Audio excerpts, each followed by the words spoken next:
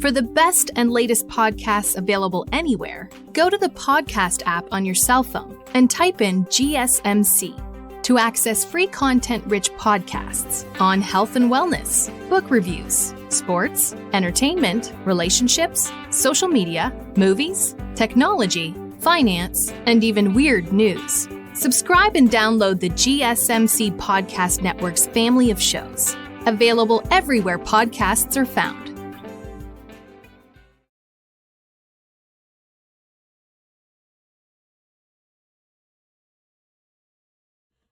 Hello, everyone. Welcome back to the GSMC Basketball Podcast, brought to you by the GSMC Sports Network.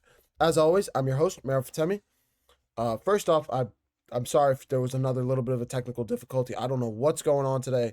That's twice in one stream, and haven't had this happen in about a month, in the month or so that I've worked here. I'm so sorry for that. I'll try to make sure that doesn't happen moving forward as we keep doing these daily streams. But getting right back into the action here. The Clippers going down 3-2 in this series, losing Game 5, Game 6 lined up for tonight. Is this series going to be over tonight? Are the Denver Nuggets going to walk into LA and close out this series? They haven't done it yet. They didn't win Game 3. Well, they won Game 4 actually. So I take that back. But overall, I have to pick the Clippers. I would be shocked if the Clippers do not win this game. The Nuggets won Game 5 purely off their shooting. Russell Westbrook going off for 21 points off the bench. Jamal Murray, 43 points for him. I think we could see a Nikola Jokic closeout game just because we didn't see him. He had 13 points, 12 rebounds, 10 assists in game 5. I would not be shocked if we saw a comeback game from him. But overall, I expect the Clippers to come out. I expect Kawhi Leonard to be ready in this one. I expect James Harden to be ready in this one. Tyler will have his guys ready to go in this one. Absolutely. I would be shocked if they don't. Ivica Zubac will be ready to go as well. So it'll be interesting to see how that all plays out. But yeah, this series will come down to Kawhi Leonard and James Harden. This game specifically, it'll come down to the shot. Kawhi Leonard will need another one of those 15 of 19 shooting, 39-point game 2s like he had in Game 2. If he can replicate that, I could see the Clippers winning this game. 100%, I could see the Clippers winning this game. But if they had a game like they did in Game 5, Kawhi only 20 points, 8 of 15 from the field. He needs to have more volume with his shooting. James Harden, we need a comeback game, bro. 3 of 9 shooting from the field in Game 5, 0 of 2 from three-point range. We know who James Harden is. We know he can play better. We know how well he's performed in the regular season so far this year. And with the turnovers, 4 turnovers in Game 5, Kawhi with only 1 in Game 5, shockingly, but 4 for James Harden. If he can keep that number down, if Zubac can continue to play at a high level, 27 points in Game 5 for him, that could overall. This series comes down to, like I said, the shot making of Kawhi Leonard, of James Harden. It comes down to the rebounding of the Nuggets. I've said that in all of these games that the Nuggets have won. It has come down to the rebounding. The rebounding disparity in this one it's clear. It really is. Nikola Jokic, 10 rebounds. Christian Braun, 12 rebounds. He was the guy. We saw Michael Porter Jr. with a 15-15 game earlier in this series. We know Aaron Gordon, how he is, how he can be an X factor in this series. Not only his rebounding skills as a big man on the interior, giving Nikola Jokic another guy to pass to, but also as a three-point shooter. He is a three-point shooter. Make no doubt about it. He is one of the better three-point big men in the league. And he can play defense, and he can rebound, and he can play with his back against the basket. And he's more of a power forward than a center, but he's still one of the better athletic freaks in the NBA this year. So as a whole, I'm picking the Denver Nuggets in this one. I would be shocked. I mean, I'm picking the Clippers in this one. I would be shocked if the Clippers lose just because of what I just went through, top to down, how star-studded this team is.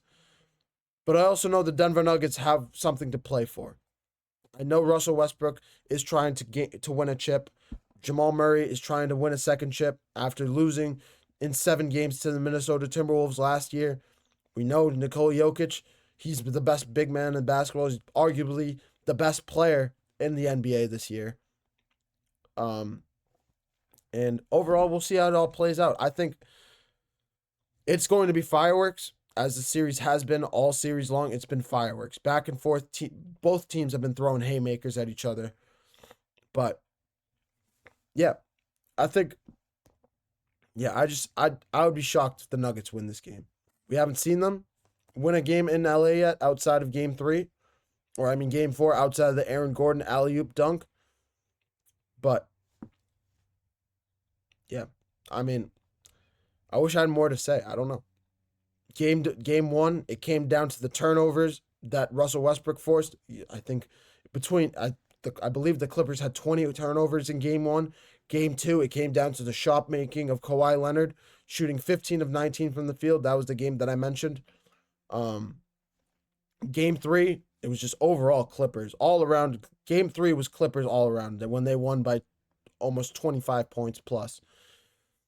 Kawhi Leonard with 21 with double-double in that game. James Harden with 20 points. Norman Powell with 20 points. Ivica Zubac with 19 points. Just going rapid fire for that game. That was similar to, if you remember, game 1 between the Minnesota Timberwolves and Los Angeles Lakers when they just shot the lights out. That is a prime example of what happens when teams shoot the lights out and have a well-balanced attack. Everyone firing on all cylinders. Just shooting the ball well. So that was game 3. Game 4. Game 4 was game 4. I was right.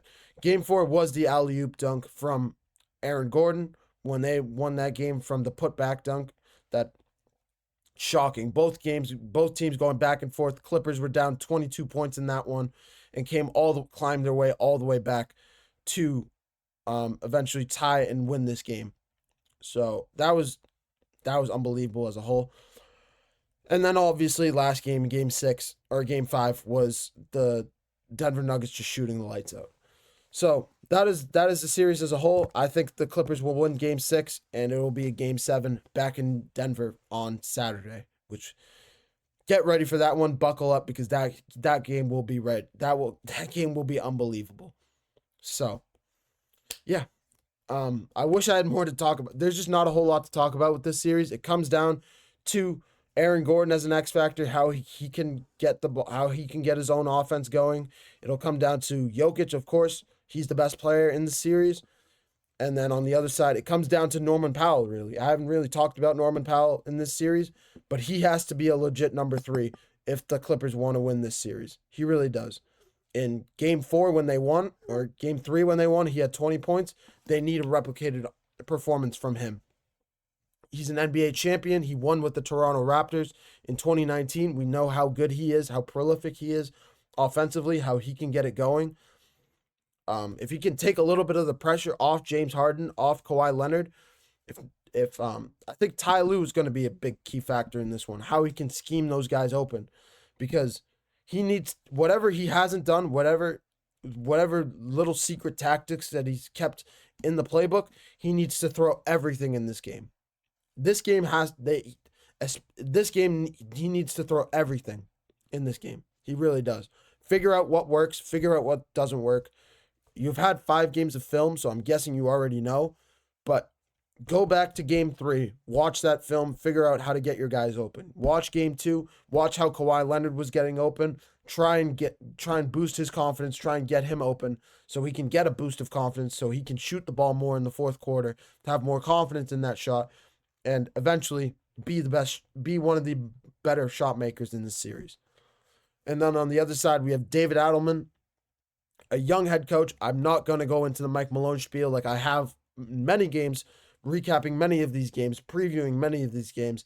I've said Mike Malone is a big reason. I'm leaving it at that. Mike Malone being fired with a week left in the series, in the regular season, is going to spell the defeat of the Denver Nuggets in the playoffs. Whether it's going to be now, whether it's going to be down the line when if they win the series, if they face Oklahoma City, if they win that series, if they face Golden State or Minnesota, whoever they face, the Denver Nuggets have to be ready to go.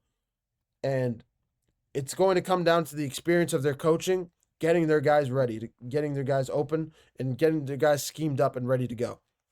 Plain and simple. And we've seen Nikola Jokic's numbers taking a dip. So whether that has to do with Adelman, whether that has to do with Mike Malone's older scheme, that's remained to be seen. It's only been 3 weeks since David Adelman's taken the interim head coaching spot, but he's got his work cut out for him as a whole. So it'll be interesting to see how that all plays out.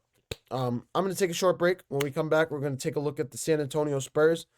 San Antonio Spurs, one of the younger teams in the NBA, back-to-back Rookie of the Years with Wembanyama last year, and now Steven Castle winning the Rookie of the Year this year. Let's take a look and see who has the best young team in the NBA right now. Is it San Antonio Spurs, or is it somebody else, say the Oklahoma City Thunder, or somebody else that hasn't been mentioned? I'm going to take a short break, and when we come back, we're going to take a look at the San Antonio Spurs.